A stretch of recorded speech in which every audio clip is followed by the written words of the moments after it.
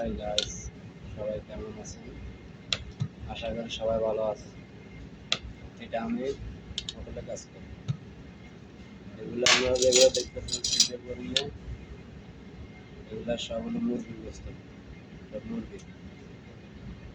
এগুলো চিকে করি, কড়া দেন, তারপরে মানুষের খায়।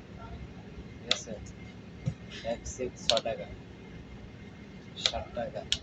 আগে ছিল 6 টাকা, এখন 60 টাকা। সৌদি আরবের 7 রিয়াল এক সিট। তো যারা যারা খাইতে চান তারা ইনশাল্লাহ চলে যাবেন সৌদি আরব, রিয়াদ, মালাজ।